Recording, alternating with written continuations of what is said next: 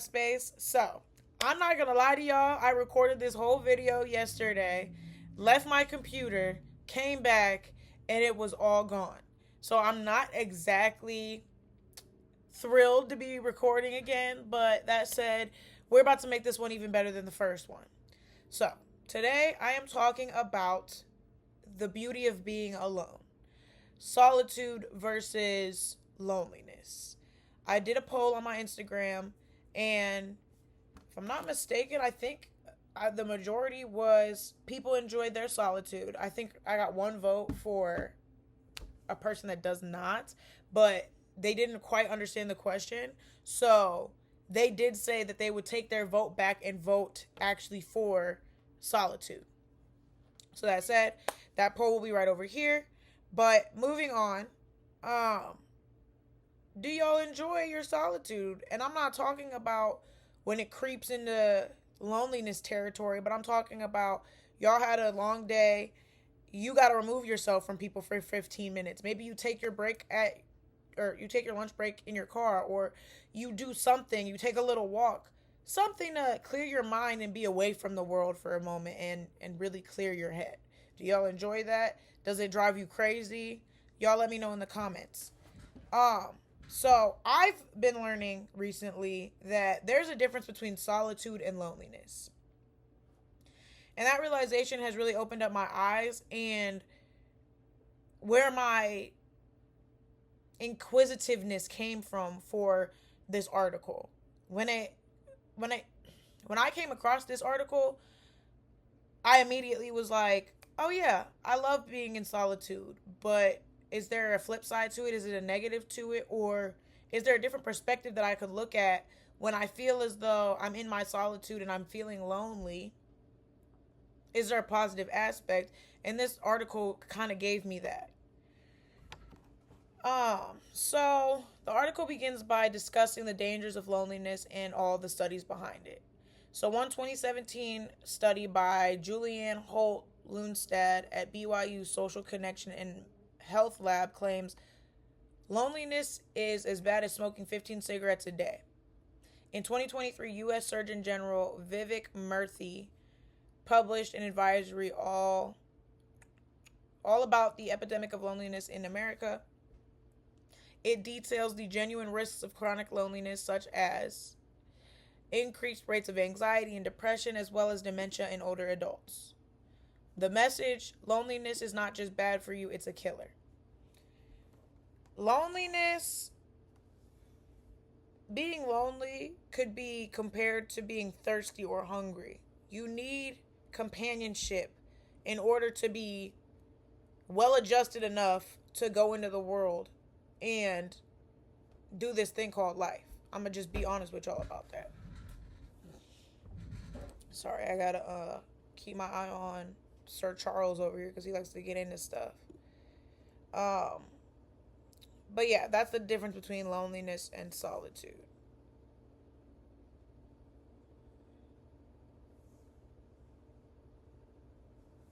Loneliness is extremely bad for you and could lead to a plethora of issues: depression, anxiety, all of that. But solitude is more of I'm taking time for me so that way I can be better for everybody else and be better for me as well. So there's chronic loneliness and then there's solitude. One is a dangerous epidemic and the other is a skill that you need to learn how to nurture. So first we're going to discuss what chronic loneliness is. Chronic loneliness occurs when there's an unhappiness about a lack of companionship or a perceived sense of social isolation. So over time, you feel more and more lonely. A person can feel lonely while a partner is disrespecting them or surrounded by a group of people with whom they feel like they're an outsider. So that's to say, loneliness is not the physical, "Oh, I'm alone." You can do things alone and not feel lonely about them. Loneliness is more of an emotional state where you could be in a room with 100 people. If you don't feel connected to any one of those people, you're going to feel alone. You're going to feel lonely.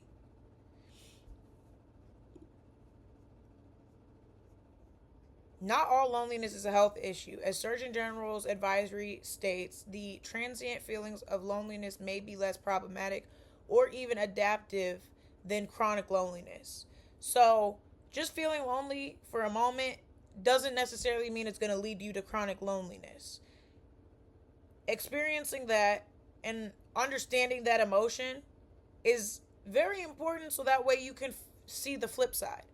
I think that there's almost no way to really appreciate the positive unless you have experienced the negative to some extent. That's just my personal opinion on life. So being alone is when you happen to be by yourself. So first we talked about loneliness, now we're talking about being alone. Being alone is when you're by yourself. We do a lot of activities alone that don't come with the stigma or the criticism of being lonely. Reading a book, doing an art project, cooking a meal, running errands. This kind of alone time is healing and important. Whether you are single or in a relationship, solitude is neutral to positive state of being and sorry. Solitude is a natural Solitude is a neutral to positive state of being free of the demands of others. So, the point that they made about the relationship is very important. It is so important to avoid codependency in a relationship to get your solitude. You have to take time for yourself. I get it. You want to be with your significant and you want to be in their skin. I understand it. But at the end of the day, what it does is it leads to this negative aspect of a relationship where you're codependent on that person. If you're not taking time to yourself to really consider how is this relationship really going, in my opinion, how do I feel about it, not how do they feel about it, because your significant other's opinion on your relationship can shape yours. It can push you to want to feel the way that they feel. So you have to be able to understand how you feel in order to be able to process how they feel and figure out if this is for you. You gotta flourish on your own as well, because if it does not work out, you don't want to lose your whole self with that person. Because I'll tell you, I've lost myself with people before. It's not worth it. And a lot of it came from I had a codependency to these people because I did not learn what I'm teaching you about now, which is I need solitude in a relationship just as well as I need solitude in my day to day. And it's also important, if you're not in a relationship, to take time to gain some solitude. Because I'm gonna tell you right now, I know a lot of people that do not take time to themselves. And you can see it. You can feel it. They feel stressed, they feel disorganized, they don't feel as though they're maximizing their day, and they get overwhelmed. Hold on, y'all. Alrighty, y'all. Sorry about that. I was having technical difficulties. I had to go to my day job, so now we're back. And basically, starting off where I left off, excuse me, I've been tongue-tied all day. Starting off where I left off, basically, when you don't make time for yourself, this is a prime example. I did not make enough time for myself this morning to create my video. So I was very frantic and unable to complete something that mattered to me. It didn't have to do with work. It didn't have to do with anybody else. It was about me. And because I did not give myself enough time, I had to scramble and do something faster than was necessary, which is another reason why it's so important to take time for yourself, be in your solitude, be able to plan, be able to think ahead and really maximize your days. So at the end of the day, you can be alone and not feel lonely. You can be in a room full of people and you can feel lonely. Loneliness is negative, while solitude is more of a healing and self-empowering experience. While chronic loneliness threatens our health, solitude can be the opposite. Even just 15 minutes of solitude can help you regulate your emotions. Solitude also provides the space for creative thinking to happen. Finding time for solitude can help you gain deeper self-knowledge. I think it also gives you the ability to remove yourself from the world for even 15 minutes and say, you know what, I'm going to prioritize me in this time. I'm going to see what my needs are. What am I missing today? Instead of continuously pouring into cups when you're empty. Solitude will allow you to fill back up. But we often don't see a path from loneliness to solitude. There's a lot of times where we confuse our solitude for being lonely and vice versa. One of the main factors of chronic loneliness, the kind with serious health implications, is social isolation. So this is where we go from solitude to loneliness. And a surefire way to be able to tell we're going from solitude to loneliness is if we get to a point of social isolation.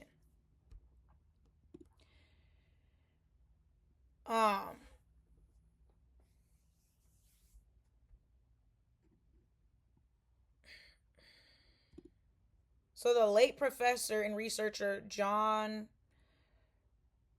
I'm not going to try to say that last name because I can't, but John C. of the University of Chicago says loneliness is a biological signal akin to hunger or thirst. So that akin, I take that to mean equal to hunger or thirst. When we're in a state of painful loneliness, it is our body giving us information to find social support or reparative work in our social ties. So we need loneliness to tell us, hey, I need external support. At the end of the day, we need these emotions to tell us how to move forward in our lives. But we don't want our loneliness to turn to social isolation. We don't want our solitude to turn into social isolation. So when we feel that loneliness, that's when we got to do what we need to do to not feel lonely anymore. Whether that's reaching out to somebody, whether that's a therapist, a parent, or a friend, whether that is immersing yourself in something spiritual that makes you feel less alone. Whatever it is that is healthy, that removes that loneliness, I say do it. I'm all for it. At the end of the day, we're all for positive dealing with emotions, positive ways to deal with our emotions. So the article goes on to say, being more in touch with our loneliness sensors helps us to use the healthy version of alone time. If you don't ever experience the negative version of alone time, I don't really know how you're going to get to a point where you use your alone time effectively. You have to experience it in order to perfect it, to practice. Practice makes perfect. Practicing how to use your alone time effectively for you, it's going to take time. You're going to have to do it over and over again. You're going to have to experience, I feel lonely right now. Is this a time for me to focus on me? Or is this a time for me to seek that external support? Either one is not a bad thing. But listen to your body, listen to your brain, listen to these things. And honestly, right now, in this day and age, we have a humongous problem with perpetual loneliness. We are the most connected, disconnected generation on this planet. We literally have the ability right now, I have the ability to reach out to whoever I want to. Anyone. Does that mean they're going to answer? No. But at the end of the day, I have the ability right now to talk to anyone that I want. But while I have this ability, my generation experiences loneliness at an all-time high. And why is that? It's not about a lack of people. It's not about a lack of resources to reach out to people. It's about not feeling one with people. It's about being in a room full of people and not feeling understood. And that's something that, as a society, we have to work on. It's a symptom of a problem, a big societal problem. Loneliness is not the problem, it's a symptom of which. But we have to figure out a way to avoid that loneliness. And we have to be a light in other people's life so they understand, hey, when you're lonely, you got me. When I'm lonely, I got you. It's a reciprocal thing. That's what a real friendship can be about. Anyway, I'm going off on a tangent. We're going to continue. I would say that experiencing and understanding loneliness has helped me to appreciate my solitude. When I moved out here, I had no friends. I knew nobody. I had a few childhood friends, but only one of those friendships really lasted. I had my parents, but I was in a mental state where I was perpetually lonely. I was somewhere that a lot of people have never been mentally in a negative way, and it made me feel by myself. It made me feel like I could not talk to anybody about how I really felt because they wouldn't understand me. Yeah, I could talk to someone with bipolar disorder that's going through a manic episode about it, but at the end of the day, when you're manic, you're not even trying to talk about bipolar or being, you know what I mean? Anything effective is not what you're worried about. When you're depressed, it's hard to see what you can do to get yourself out of there. So that said, I had to realize in my loneliness how to make my loneliness turn into solitude. Times where I felt like, oh, I'm alone in this moment. How can I effectively use this pocket of time that I have? I know that for the next 8 hours, I have nothing to do. What am I going to do with this 8 hours so I feel fulfilled? So I don't feel like I'm wasting time. So I don't feel like I'm bored. Because that's one of our biggest issues is that we get bored so easily. And boredom to us feels like a state that we'll never get out of in that moment. But we will. And if you use that boredom to learn about something or to expand your mind, you start to not feel so lonely. I have experienced that I don't feel so lonely when I'm reading a book or I'm researching something or I'm watching something edifying. I don't feel so lonely in that. And I know that I'm not alone. And on top of that, I think it's helpful that if you're going through a mental health affliction, it's helpful to understand that you're not alone. It was helpful for me to look into people like Kanye West and Demi Lovato and other people with bipolar so I could understand I'm not alone. Because a lot of the times we imagine in our head that we're the only one, but the reality is there's 7 billion people in this world. If you think that you're the only one that's dealing with a specific problem, like you're the only person that's ever experienced this before, I'm here to tell you you're wrong. There are people, places, and things. There are people that have seen it all, done more than you will ever be willing to do. So, figure out who your people are, where you feel lonely, and fill that space with people that can actually make you feel like you're a part of something. We may have more control over how connected we feel with others than we think we do. We have a lot more control over our lives than we think we do. There are a lot of things that we feel are completely out of our control that are completely in our control. Whether it's your emotions, whether it's your financial situation, there's a lot of different things we have more control of than we realize. But because we tell ourselves we don't have control over it, we don't have control over it. The moment we tell ourselves, I do have control over this, and I'm going to do this, and that to get to this point where this isn't a problem anymore, that's when we start to grow and evolve and do better.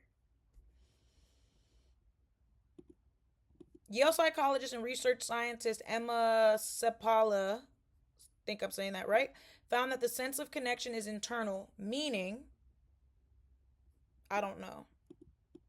We're going to get rid of this meaning part. Sorry, y'all. Sepala's work has found people can boost this internal sense of connection by volunteering, taking care of themselves, or reaching out for help when they do feel lonely. Again, basically what I was saying. I will say, I got bored over the summer. I started volunteering, and I will do it every summer moving forward. If I ever get to a point where I feel like I'm bored during, a weekend day or whatever the case may be, volunteering and making yourself a part of something that's for the greater good Whether you're doing it by yourself or you're doing it with friends, I'd encourage doing it with friends. That make the experience better, and the more hands that help a volunteer project, the better it can be executed, the faster it'll happen, everything. And you having that accountability partner will help. But understand, with an accountability partner, you don't give up the moment that the accountability partner no longer is a part of the accountability. You have to continue to move forward, whether they're there or not.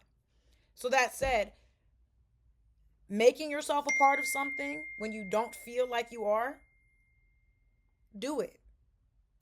Just do it. Go help the street cleaning effort.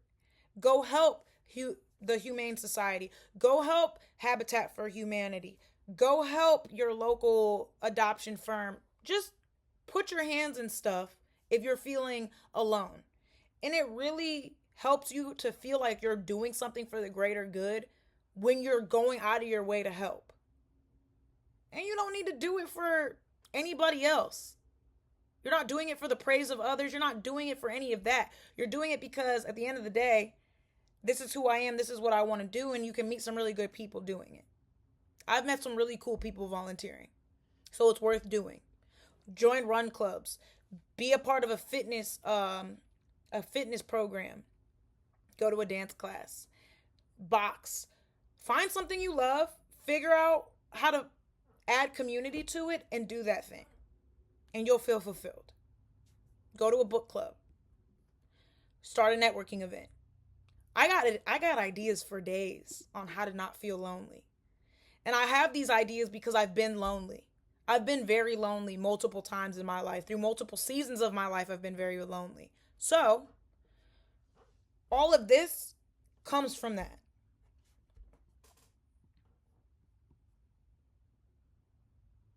According to research by marketing professor Rebecca Ratner, people tend to underestimate how much they will enjoy a solo activity, but it's worth a try. Even just once. Dining out alone can inspire its own romanticism. Bringing a book to the coffee shop is a gift. Taking a solo hike allows you to observe things more closely than you'd ever done while hiking with a companion. You don't realize how much power there is in doing things solo dolo until you do things solo dolo. I used to be afraid of going to a restaurant by myself. I used to be afraid of going on a walk by myself. I used to be afraid of just doing a lot of things by myself.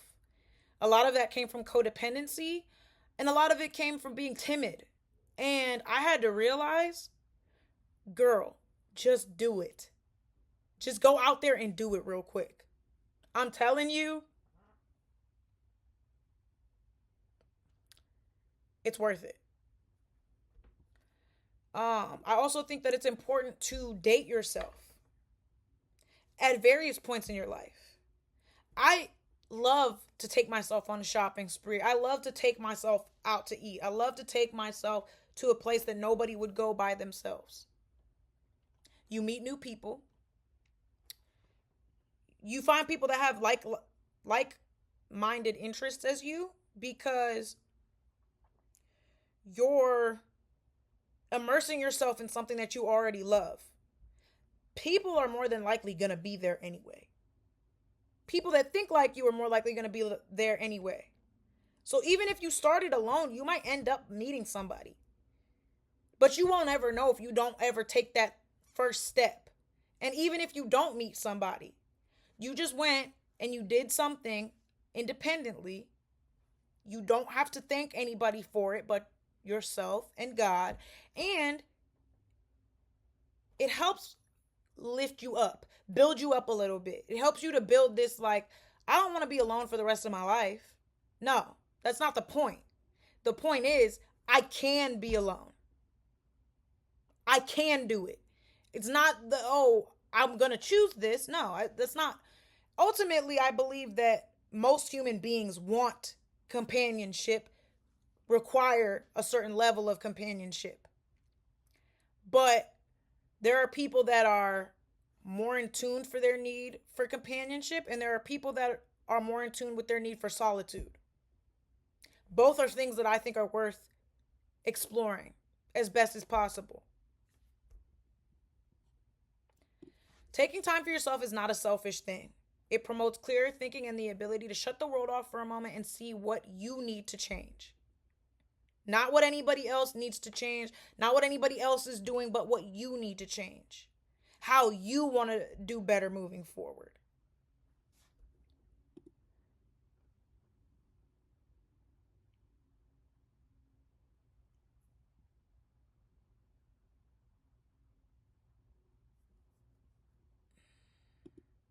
Don't ever be ashamed of solitude. Don't ever be ashamed of being lonely either, because you would not be ashamed to be thirsty or hungry, right? So why would you be ashamed to be lonely? We all experience it at one point or another in our lives, whether we're willing to admit it or not. Why would you be afraid to admit that? Why would you, understanding how you feel, ever be a sign of weakness? A lot of the things that we consider to be weak nowadays are genuinely one of the strongest things that you can do. Opening up about your situation, one of the strongest things you can do. Being able to cry about a situation, one of the strongest things you can do. We all call it weak. Oh, you're a crybaby, blah, blah, blah, blah, blah. If you're crying, that means that you're feeling an emotion. You're feeling it to its fullest extent. Crying doesn't always indicate that you're upset or hurt either. Crying can happen when you're extremely overcome with joy. I can't tell you how many times I've listened to the word, or I've listened to a gospel song, or listened to something and started crying because I saw how far I came to where I'm at now. Stop allowing society to tell you that certain things are weak and that certain things are not cool. Stop trying to fit in the society standard of things, because honestly, that's where the perpetual loneliness comes from. It's society's competitive nature, society's need to be seen, need to always have attention, that's really leading to all of this loneliness. So again, don't cut yourself short. Give yourself grace. Feel your emotions. Figure out what the most positive thing that you can do with those emotions is, and execute. And understand that there's trial and error with this stuff. Not the first thing that you do by yourself you're going to love. Not the first time that you do something to remove loneliness is it going to necessarily make you not feel lonely anymore. But what you got to do is keep trying. Try again until you find that thing that's like, this is me.